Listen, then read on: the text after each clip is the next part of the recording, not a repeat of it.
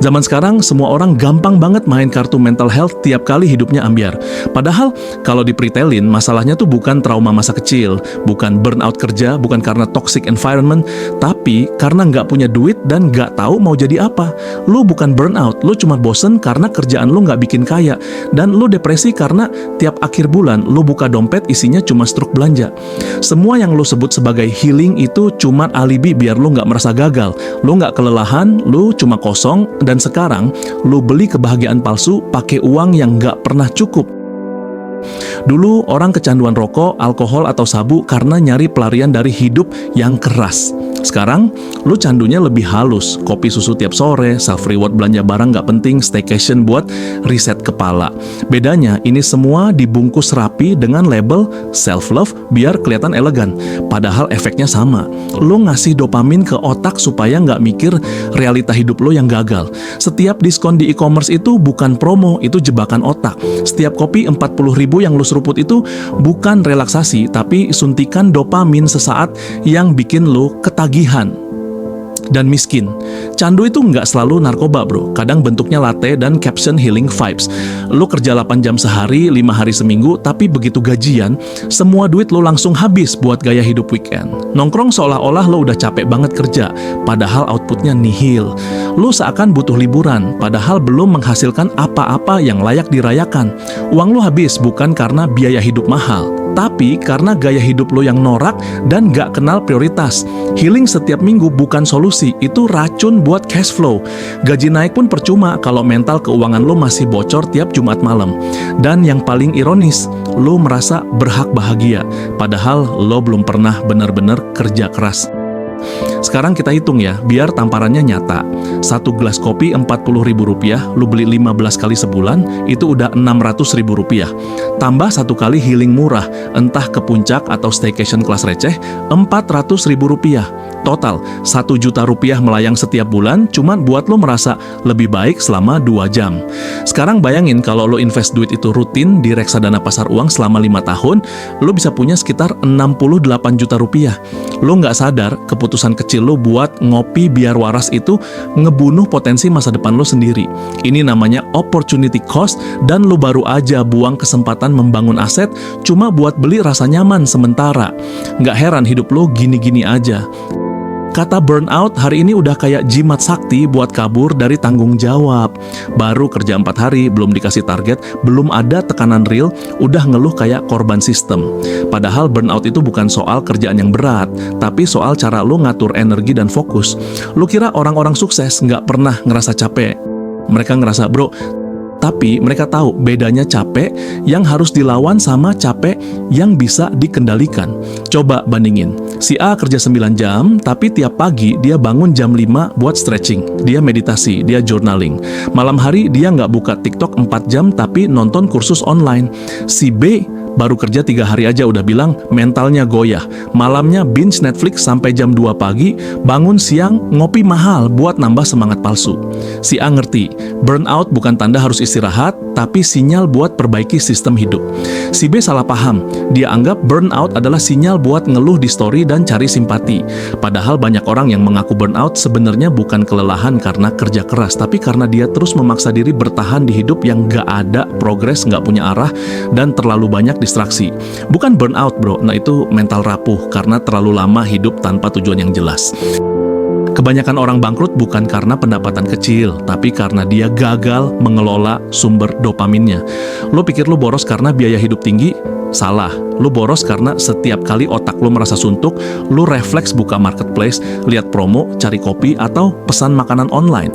Itu semua bentuk candu dopamin, zat kimia kecil di otak lo yang bikin lo merasa senang, walau cuman sebentar.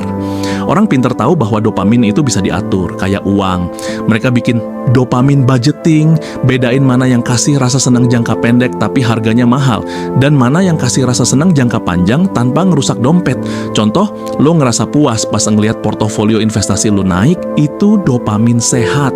Lu ngerasa bangga pas lulus satu modul kursus yang susah, itu dopamin murah tapi berdampak. Tapi lu malah lebih milih dopamin dari kopi boba yang nggak penting, diskon flash sale yang ujung-ujungnya bikin lu nyicil pay later, atau healing dadakan yang bikin lu ngemis cicilan akhir bulan. Masalahnya bukan di senangnya, tapi di cara lu dapetin senangnya. Kalau lu terus-menerus mengandalkan sumber dopamin yang mahal dan dangkal, lu bakal terus ngerasa butuh reward, padahal nggak pernah ada progres yang pantas dirayakan. Jadi kalau lu ngerasa, gua butuh bahagia, stop dulu. Tanyain, ini dopamin sehat atau cuma pelarian yang mahal? Kalau nggak bisa bedain itu, siap-siap aja hidup lu bahagia sebentar, tapi sengsara selamanya. Healing itu bukan hak, tapi hadiah. Dan hadiah itu harus diperjuangkan dulu. Lu nggak bisa baru kerja 2 minggu, terus ngerasa berhak liburan. Lah, progres lu aja belum ada, hasil kerja lu belum jadi apa-apa. Tapi sekarang, semua orang ngerasa healing itu kebutuhan dasar. Padahal healing yang bener itu muncul setelah lu push diri lu keras selama berbulan-bulan, ngelawan rasa malas, ngatur keuangan, dan akhirnya capai milestone. Baru tuh self-reward lu layak. 1 bulan kerja keras Flut Goal tercapai, healing jadi bentuk apresiasi yang valid. Tapi kalau lu baru kerja dikit, terus bilang, aku butuh waktu sendiri, itu bukan self-love, itu excuse buat nggak ngadepin realita. Lu bukan butuh healing, lu cuman nggak siap untuk bertahan. Coba lu pikir ulang, kalau selama ini lu bisa buang 1 juta rupiah per bulan buat kopi, healing murah, dan self-reward nggak penting, berarti lu sebenarnya punya modal, tapi lu salah arah. Lu bukan nggak punya uang, lu cuma salah naruh uang. Sekarang bayangin kalau duit itu dialihkan ke hal yang beneran nambah nilai hidup lo. 300 ribu rupiah lu masukin ke kursus online selama 6 bulan, hasilnya skill baru yang bisa naikin gaji atau bikin penghasilan sampingan. 300 ribu rupiah buat membership gym atau alat olahraga di rumah. Bukan cuma sehat fisik, tapi mental pun stabil, karena lu nggak perlu kabur cari ketenangan di luar. Dan 400 ribu terakhir, taruh di reksadana atau saham, biar lu pelan-pelan bangun pondasi kebebasan finansial. Ini bukan mimpi, ini hitungan nyata. Beli kopi 40 ribu rupiah tuh badam kenyang 30 menit, tapi beli skill, beli otot, beli aset, merana lu lagi nyicil masa depan yang nggak perlu lu lariin tiap bulan. Lu nggak miskin karena gaji kecil, lu miskin karena lu bayar kesenangan sekarang, bukannya investasi buat besok. Dan tiap kali lo dikritik soal gaya hidup ini, jawaban lo pasti sama. Ini kan bentuk self-love, gua cuma pengen bahagiain diri gua. Nah, di sini lo salah total. Self-love itu bukan tentang memanjakan diri, tapi menyelamatkan diri dari versi hidup yang bakal lo sesali 10 tahun lagi. Kalau lo beneran sayang sama diri lo nggak akan ngasih makan masa depan lo dengan cicilan pay later dan dopamin instan. Kalau lo sayang diri lo akan bangun lebih pagi walau berat. Lo akan tahan jajan karena lo tahu uangnya lebih baik disimpan buat belajar hal yang bisa nambah income. Tapi sekarang lo bilang sayang diri lo sambil nyeret masa depan lo ke jurang utang dan gaya hidup palsu. Itu bukan sayang, itu sabotase. Orang yang bener-bener cinta dirinya rela nggak nyaman hari ini biar nggak sengsara di masa depan. Jadi jangan lagi ngumpet di balik kata self-love buat nutupin keputusan keuangan yang tolol. Cinta diri itu bukan alasan buat konsumsi, tapi alasan buat disiplin. Sekarang tarik napas dan jujur deh, lu bukan stres karena kurang healing.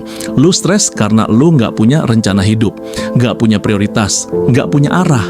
Dan karena itu lu panik, terus lu tutupin rasa panik itu dengan kopi, dengan liburan, dengan rebahan panjang dan jajan nggak penting.